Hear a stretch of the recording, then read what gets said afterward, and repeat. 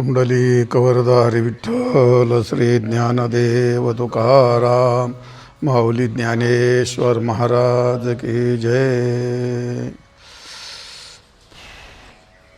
होय.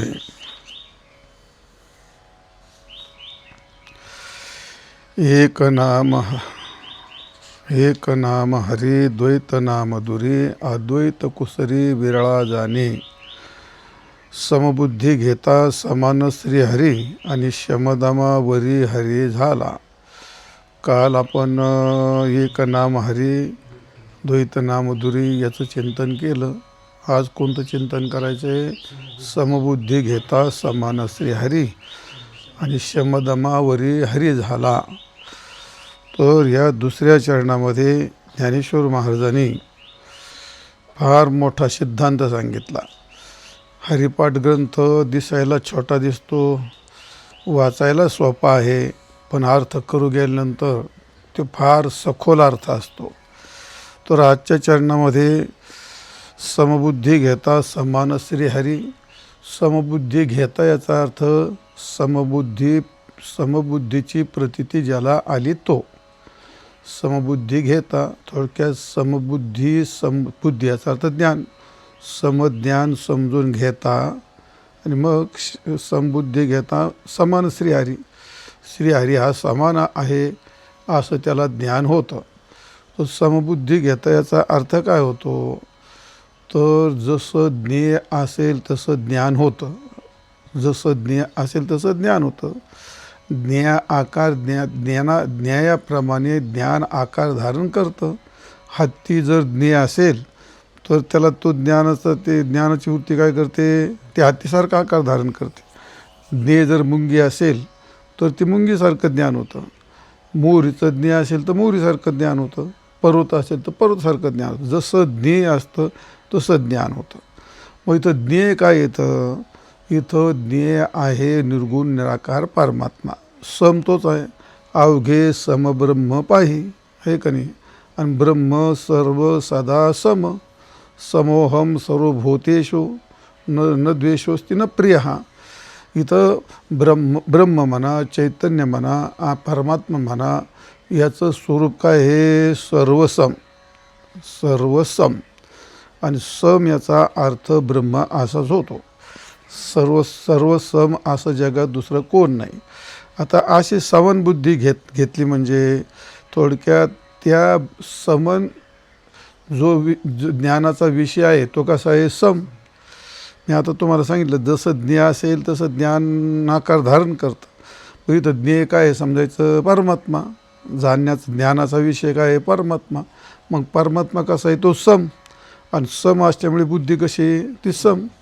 तर अशी समबुद्धी म्हणजे समज्ञान. बुद्धी याचा अर्थ ज्ञान. जे ज्ञेय जो विषय सम आहे त्या सम असलेल्या विषयाला जी बुद्धी जाणते त्याला म्हणतात समबुद्धी. मग सम म्हणजे काय? सर्वत्र समान. तर परमात्मा हा सर्वत्र समान जाणायचा म्हणजे कसा जाणायचा? तर पहिली गोष्ट 3 रूपाने आपल्याला 3-4 रूपाने परमात्मा सम आहे आपल्याला जाणता येतं. तर पहिलं कोणतं आहे? ते सत्ता. भगवंताची सत्ता कशी आहे? ते समरूपाच आहे. सत, चित आणि आनंद हे त्याचं स्वरूप आपण मानतो. तर सत्ता रूपाने परमात्मा समान आहे. ज्ञान रूपाने परमात्मा समान आहे. आणि आनंद रूपाने परमात्मा समान आहे. ही अशी समान प्रतीती याला म्हणतात समबुद्धी. तर सत्ता पहिली गोष्ट सत्ता कशी आहे? विठ्ठल जळी स्थळी भरला रिता ठाव नाही उरला. याचा अर्थ तो जळामध्ये स्थळामध्ये प्रत्येक वस्तूमध्ये सर्व कसा आहे? तो व्यापक आहे. सर्व समरूपाने सर्वांना अधिष्ठान आहे. परमात्मा हा सर्वभूती आहे एक वासुदेव. पण संपूर्ण जगतामध्ये परमात्म्याची सत्ता अखंड आहे असं ज्ञान होणं, अशी प्रतीती येणं याला म्हणतात समनबुद्धी. समबुद्धी घेता म्हणजे समबुद्धी समजून घेता. तर अशी समनबुद्धी झाली ती. दुसरी गोष्ट ज्ञान. तर ज्ञान हे काय आहे? प्रत्येक व्यक्तीमध्ये ज्ञान हे असतं आणि ते ज्ञान हे परमात्म्याचं स्वरूप आहे. चित याचा अर्थ ज्ञान असतं. चित नाम चिदाभास, आणि चिदाभास वृत्तीच्या संबंधित आला का त्याला ज्ञान असं म्हणतो आपण. मग ते ज्ञान काय, प्रत्येक जीवात सगळ्यांचं सारखंच आहे. सारखंच म्हणण्यापेक्षा सर्वांचं ज्ञान एक आहे. सर्वांचं ज्ञान एक आहे, ते अखंड आहे. फक्त व्यक्तीने जसं आकाश एक आणि अखंड आहे तसं ज्ञान एक आणि अखंड आहे. मग जसं आकाश घटमठाच्या उपाधीने भिन्न होतं तसं ज्ञान हे शब्द स्पर्शादयो वेद्या वैचित्र्यात. शब्द स्पर्श या पंचविषयाने ते काय, ते वैचित्र्याचा अर्थ वेगळं वेगळं आहे. तत्वविभक्ता, शब्दस्पर्श रूपाने ते ज्ञान तत्वविभक्ता. संवित एका स्वयंप्रभा. संवित नाम ज्ञान हे मात्र एक आणि अखंड असतं. त्याला असं म्हटलं, मासाब्दू कल्पेशु गता गम्येश्वनेकधा नोदिती नास्ति मेत्येका संवित देशा स्वयंप्रभा.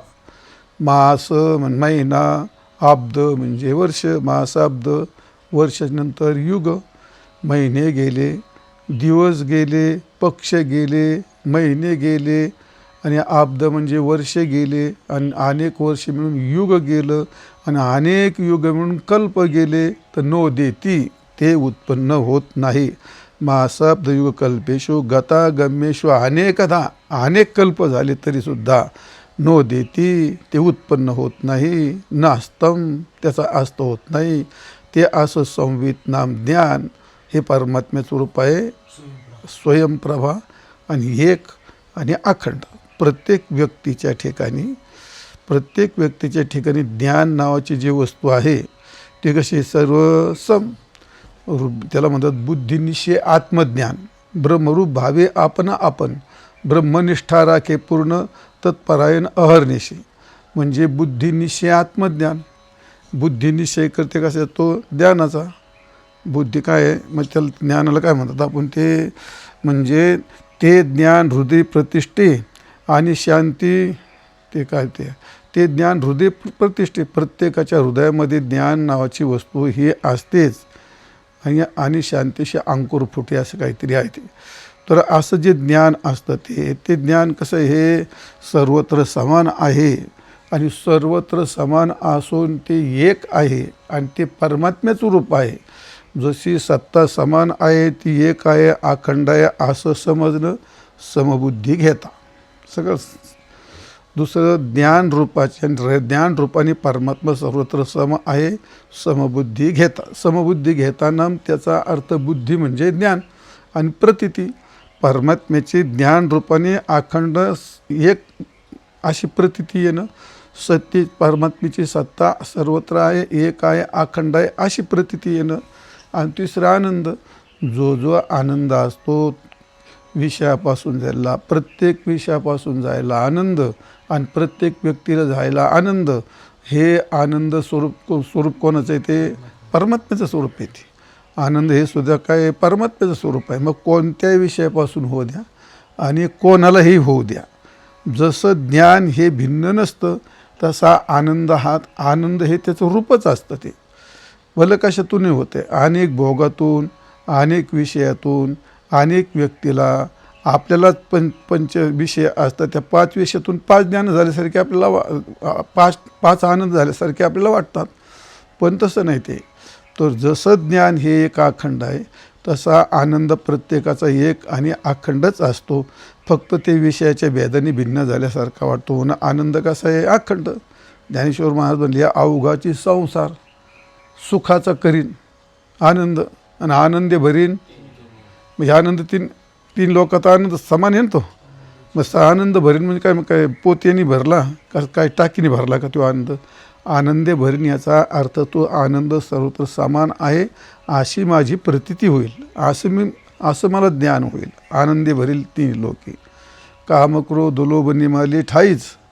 आणि अवघी आनंदाची सृष्टी झाली. अवघी आनंद आहे कोणाचं स्वरूप, हे परमात्म्याचं आहे.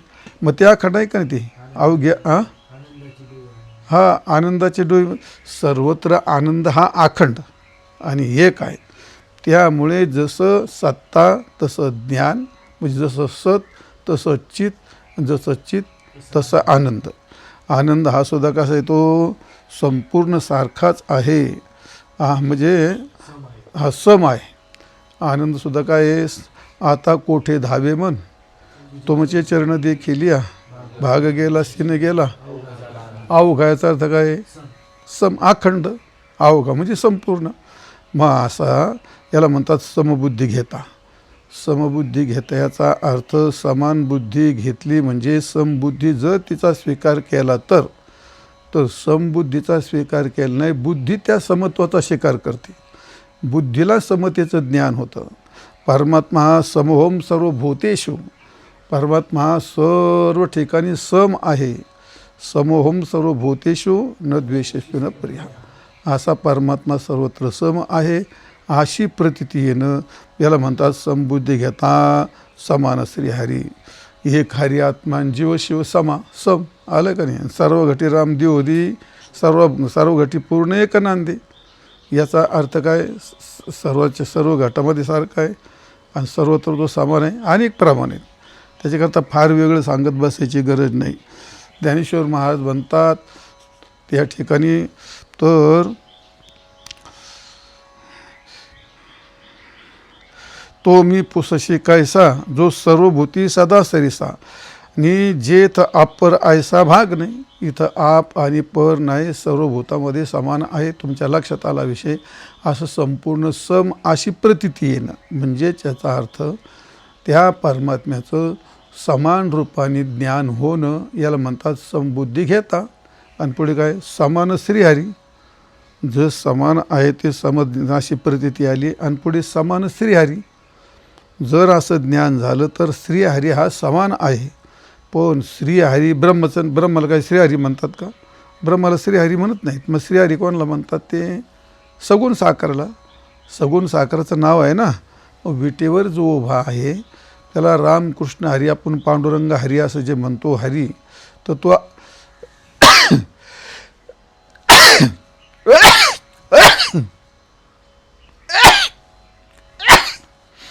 तर ते हरी समान. तुकाराम महाराज म्हणतात, समचरण दृष्टी विटेवरी साजेरी, आणि तेथे माझे हरी, हरी हे हरी तेथे माझी वृत्ती राहो. पण कुठं समचरण दृष्टी, ज्याचे समचरण आहेत, ज्याचे कर हे समान आहेत, ज्याचे चरण समान आहेत, ज्याची दृष्टी समान आहे, ज्याची दया समान आहे, ज्याची कृपा समान आहे, भक्ताकरता जो सर्व सम आहे.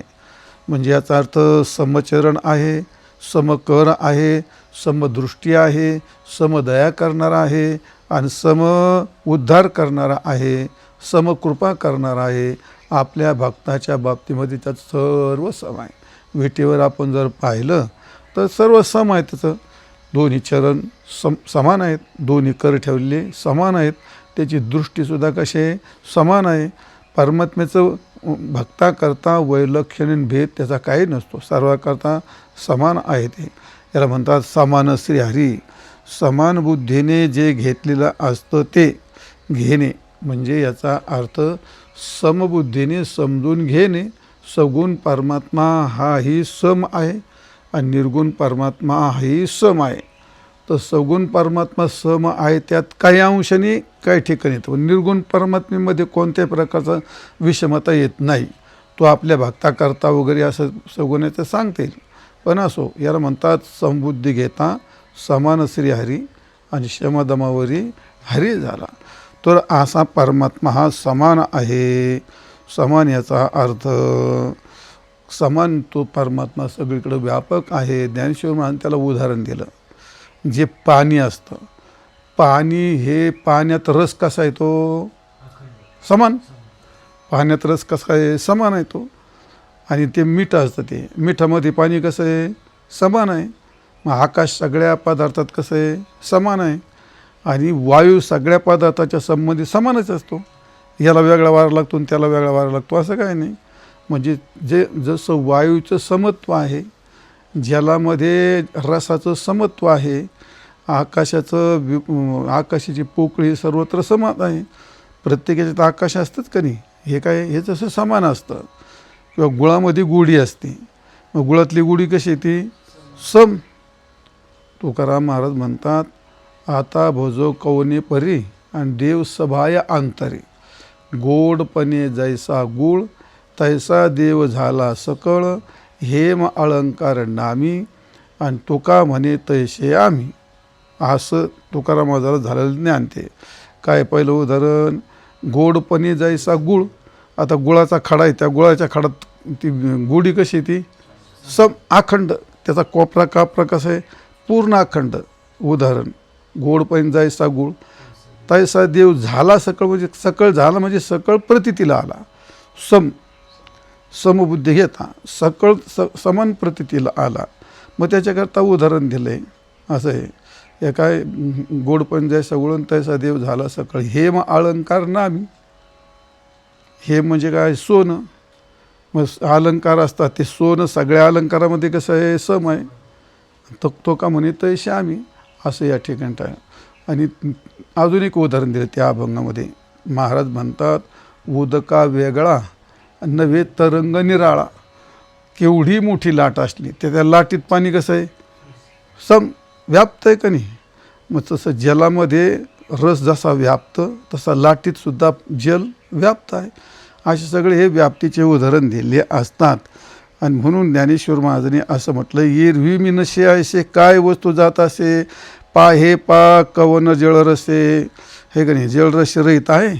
कुठं जल आहे ते रस रहित तुम्हाला जल पाहायला मिळेल का. जल म्हणजे रसच असतो, त्या ठिकाणी रहित आहे. पवन कवन त्यांनी शिविजे. वारा कशात संबंधित नाही, सगळ्यात संबंधित असतो. आकाश केनं समायाची. आकाश कशात नाही, सगळीकडेच असतं. हे असो एक मीच विश्वी आहे. याला म्हणतात, हे संपूर्ण विश्वात मी ठेचून भरलेलो आहे. तात्पर्याला म्हणतात, सगुण निर्गुण परमात्मा दोन्ही दृष्टी विचार केला तर तो परमात्मा कसा आहे, सम आहे. आणि म्हणून असं सम ज्याच्या हृदयामध्ये असं ज्ञान झालेलं आहे त्याचं या ठिकाणी म्हणतात, या ठिकाणी तसं येत भेद तरी की देखावा तरी अहम भाव उरला व्हावा.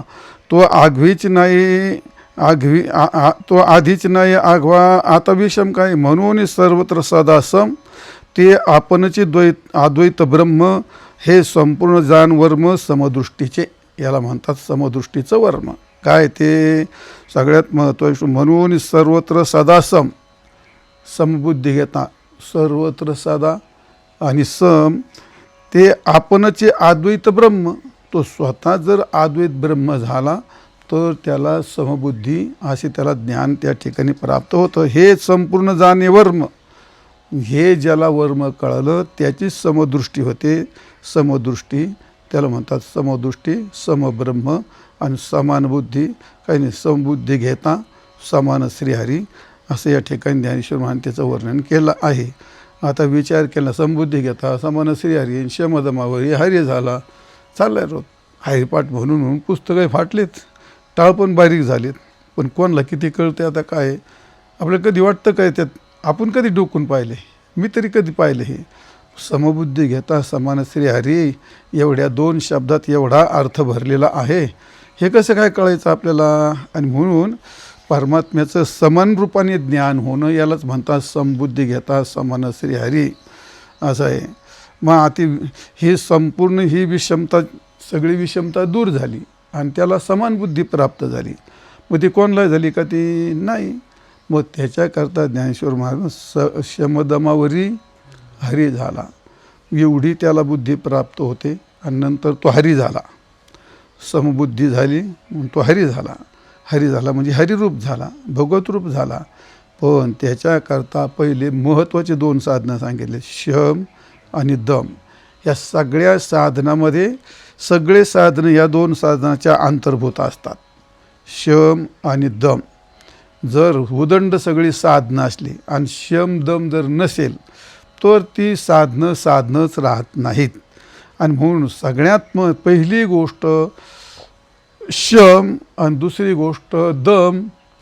कोणत्याही साधनाच्या बुडाला पहिला शम येतो आणि कोणत्याही साधनाच्या मुख्य भागामध्ये दम येतो.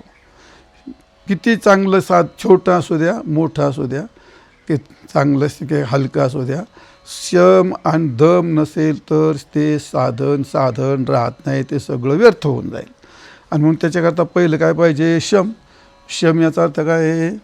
शम याचा अर्थ परमार्थास प्रतिबंधक अशा जे विषय वासना आहे त्या विषय वासनाचा मनामध्ये निग्रह करणं. एका शब्दात मनाचा मनोनिग्रह शमहा. मनोनिग्रह शमहा. शमो मन्निष्ठात बुद्धिर्दमहा इंद्रिय संयमहा शमहा मन्निष्ठता बुद्धी हे. म्हणजे थोडक्यात भागवतात म्हणलंय शम याचा अर्थ मतनिष्ठा बुद्धी, म्हणजे मला जाणणारी बुद्धी. शमहा मननिष्ठता बुद्धी हे. मद्रूप झाली अशी बुद्धी त्यालाच म्हणतात शम. आणि दम काय म्हणतात? दम इंद्रिय संयम हा. दम याचा अर्थ इंद्रियाचा संयम निग्रह. आपण विचारसागरात दोन्ही व्याख्या ऐकल्यात. परमार्थास प्रतिबंधक अशा ज्या स्वाभाविक इंद्रियांची बहिर्मुख वृत्ती असते त्याच्यापासून इंद्रिय आवरणं. इंद्रियाचा संयम याला म्हणतात दम. आणि वासनेचा संयम याला म्हणतात शम. मनाचा निग्रह शम आणि इंद्रियाचा निग्रह दम. आता हे दोन सोडे. मग आता कोणतं साधन? ते साधन राहील का? ते साधन तर करतो, रात्रंदिवस भजन गातो, काय सगळं साधन करतो, नाम जप करतो, पण इंद्रियाला आवरच नाही घातली. सैराट जर काही पाहतो, काही खातो, काही भोगतो, मग ते मग जप करतोय, ते साधन राहील का? ते आता नाही. आणि विषयाची वासना सगळं मस्त 24 तास जप करतो, पण ती वासना सगळ्या विषयामध्ये सगळी धुळून ती मनाने माणूस सगळे विषय भोगतो. मग जर ती वासना जर नाही आवरली तर मग ते साधन कुठं शिल्लक राहील? त्यामुळे मुळामध्ये शम किती श्रेष्ठ आहे आणि दम किती श्रेष्ठ आहे. तो शमाची गोष्ट अशी आहे, नाथ महाराजांनी त्याच्यावर खूप गोड वर्णन केलं आहे. बुद्धी जे का विवेकवंती आसार सांडोरी सार धरती तिने मनाच्या सकळ वृत्ती विवेकी स्थिती आवरोनी. त्याला म्हणतात दम. सगळ्या मनाच्या वासना निग्रह करणं. त्या वृत्ती समवेत आपण बुद्धी परमात्मी मिळे जाण. त्या सगळ्याचं हे केलं तर ती बुद्धी कुठं जाऊन मिळते? परमात्म्याला. थोडक्यात मनाचा निग्रह याचा अर्थ त्या मन निग्रह केला, मग त्या मनात वृत्ती आहे की नाही? मग त्या मनात वृत्ती, मग त्या वृत्तीचा काय विषय? नुसता निग्रह करायचा. मग नुसता निग्रह केला म्हणजे मग काय तो शम झाला का? नाही. त्या इतर वासनेचा निग्रह करून त्या मनाला परमात्मा विषय द्यायचा. आणि परमात्म्याच्या आकार झालेली जी वृत्ती असते तिला खरं शम असं म्हणतात. उगाच वासनेचा निग्रह केला मग करतोच काय आला? काय वासनेचा निग्रह केला एवढी गोष्ट ठीक आहे, हे का नाही? वासनेचा निग्रह केला एवढी गोष्ट ठीक आहे, पण मग त्याला काहीतरी विषय पाहिजे का नाही? त्याला काहीतरी विषय पाहिजे. तर मग परमात्मा रूप झाली अशी जी वृत्ती असते.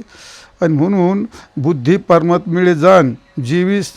तर ज्ञानेश्वर महाराजांचं उदाहरण दिलं आहे. त्या वृत्ती समेत आपण बुद्धी परमात्मे मिळे जाण आणि जीवी सागराची लवणं दे आलिंगन भावार्थे.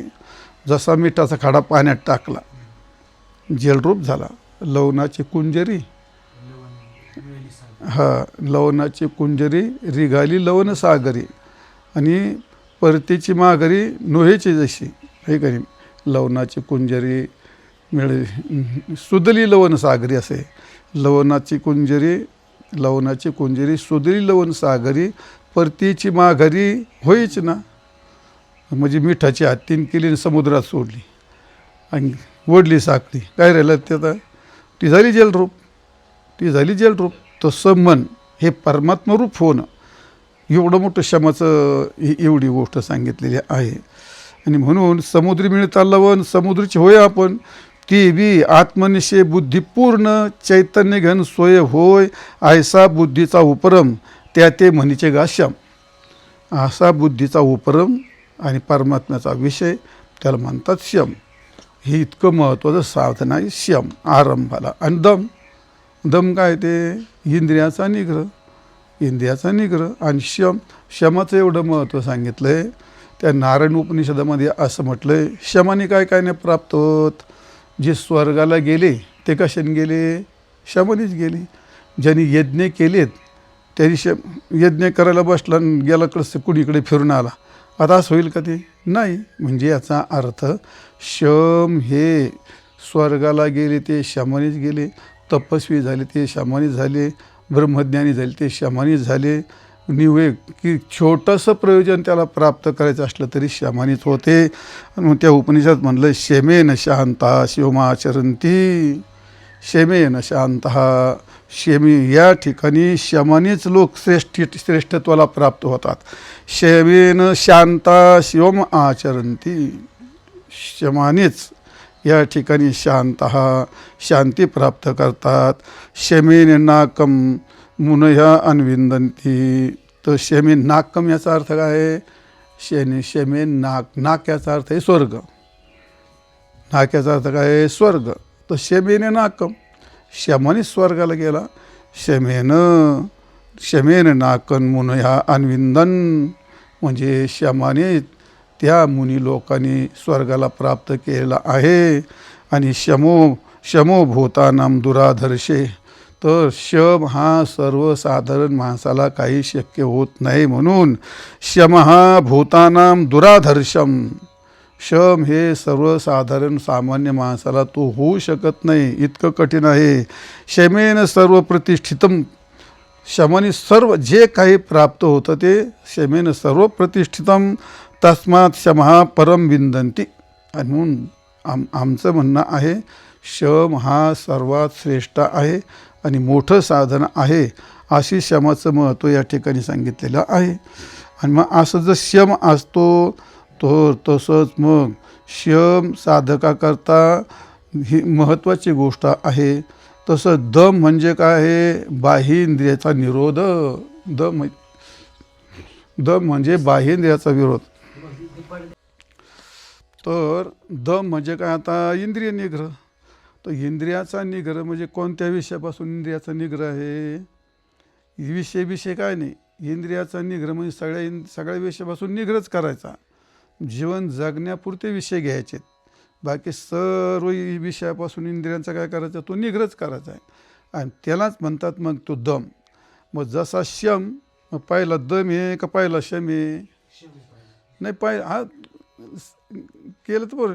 वासना जर आवरली तर इंद्रिय पुढं जातील, बरोबर आहे का नाही? आणि मग वासना आवरली आणि इंद्रिय सोडून दिली चालते का नाही? इंद्रिय पण आवरावं लागतील, म्हणजे इंद्रियांचा निग्रह करावा लागेल आणि मनाचा पण निग्रह करावा लागेल, विषयाचा निग्रह करावा लागेल आणि वासनेचा पण निग्रह करावा लागेल. तरी विषय इंद्रिया मिळणी करुणी घापे वितुटणी, जैशी तोडजे खडूळ पाणी पारकिया. तर कसा? तैसा विषय जातांचा वारा वाजो निधीजी इंद्रिय द्वारा. विषयाचा थारा इंद्रियाच्या दारात पण नाही आला पाहिजे तो. इंद्रियाच्या द्वारा ये बांधुनी प्रत्याहारा होती ओपी. मग आतुला चित्ताची अंगवरी प्रवृत्ती पिलुनी माघारी. आणि आगी सुयेजे दहाई द्वारी वैराग्याची. 10 इंद्रियांना आवर घालणं त्यालाच म्हणतात दम. असा त्याला 10 इंद्रियाला आवर घालणे असा प्रकारे. आणि म्हणून ते दम ऐसा म्हणेपे आणि तो हा जाण स्वरूपे, याला काय म्हणतात? दम. मग दम ही गोष्टसुद्धा कठीणच आहे. आणि अशी गोष्ट एकनाथ महाराजांनी एका अभंगात फार छान म्हणलं आहे. असं आहे. आणि नारायण उपनिषदामध्ये म्हटलं आहे, दमेन दांता किल्वेशम अध्वंती. म्हणजे या ठिकाणी दमानेच दांतहा किल्वेशम अध्वंती, म्हणजे दमानेच, दम या साधनेत सर्व पापे धुवून टाकली जातात. याला म्हणतात दमेन दांतहा किल्वेशम अवध्वंती. हे सगळं पाप दमाने माणसाचं निवृत्त होतं, म्हणून दम महत्त्वाचा आहे. दमेन ब्रह्मचारिणा स्वर्गच्छन, म्हणजे दमानेच ब्रह्मचार्यासारखे व्रत हे काढायला जातात. म्हणजे दम हा सुद्धा शमा इतकाच महत्त्वाचा आहे. आणि दमो भूतानाम दुराधर्षम, सर्वसाधारण भूतांना दम ही गोष्ट कोणालाही शक्य होणार नाही, तो फार कठीणच असतो.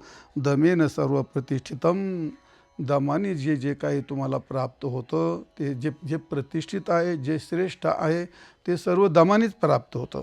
इतकं दमाचं महत्त्व आहे. म्हणून तस्मात दम हा परम वदंती, म्हणून दम हा सर्वश्रेष्ठ आहे. परम वदत याचा वदंती याचा अर्थ त्या दमाला सर्वांनी श्रेष्ठता मानलेली आहे. असा दम आईनाथ महाराज म्हणतात. याचे नाव शम मनाचा निग्रह आणि विषयाग्रह चित्तो नाही, चित्ती नाही, म्हणजे विषयाचा आग्रह चित्तात नाही याचा अर्थ हे दम झालं. आणि इंद्रियाच्या बाबतीमध्ये चित्ता नाही कधी विषयाची स्फूर्ती अंतर हे वृत्ती झाली असे. चित्तात विषयाची स्फूर्तीच येत नाही. हे जसं दम होतं तसं झाली असे सर्व इंद्रिया स्थिरता. आणि दम हे तत्वता म्हणती तया, जेथे सर्व इंद्रियाचा संयम होतो त्याचंच नाव दम असं होतं. आणि म्हणून शम आणि दम या दोन गोष्टी ज्याला साधल्या शमदमावरी, ज्यांनी शम आणि दम या दोघांना वरलेला आहे, शम दम यांनी परिपूर्ण झालेले आहेत, त्याला समबुद्धी घेता, त्यालाच काय समबुद्धी प्राप्त होऊ शकते. आणि समान श्रीहरी, असा श्रीहरी समान आहे अशी त्याला प्रतीती येऊ शकते. कोणाला? शम दम हे साधना ज्याने वरलेली आहे अशा माणसाला. आणि म्हणून शमदमावरी हरी झाला असे. परमात्मेची गोष्ट त्या कालामध्ये ज्ञानेश्वर महाराजांनी शमदमवरी हरी झाला याच्यामध्ये आपण विचारसागरामध्ये जो पाहिला तरंग सांगतो ना, सगळा पाहिला तर मग एवढ्या एका वाक्यात आणला आहे शमदमवरी. सगळं शमधी षटकाल पाहिलं तरंगात तो त्याचाच विस्तार आहे. सगळा तरंग एका वाक्यात सांगून टाकला. असं शमदमवरी. आणि मग असा झाला, जर त्यांनी शमदमाला वरलं, शमदम स्वीकारले किंवा शमदमाने तो संपन्न झाला, तर त्याला समान बुद्धी अशी प्रतीती येऊ शकते. श्रीहरी समान आहे अशी प्रतीती येऊ शकते. आणि अशी प्रतीती आली मग शमदमवरी हरी झाला, तो ब्रह्मरूप त्याला प्राप्त होतो. ग्रंथ हरिपाठ सांगितला आहे भक्तिशास्त्र, हरिपाठ सांगितलं आहे भक्तिशास्त्र. आणि पहा त्याच्यात काय तत्त्वज्ञान घातलं ते. आता सर्वसाधारण माणसाला कळणार की ही गोष्ट हे म्हणजे एवढा हरिपाठ सखोल आहे. समबुद्धी घेता समान श्रीहरी आणि शमदमवरी तो हरी झाला. पुंडलिक वरदा हरी विठ्ठल श्री ज्ञानदेव तुकाराम माऊली ज्ञानेश्वर महाराज की जय.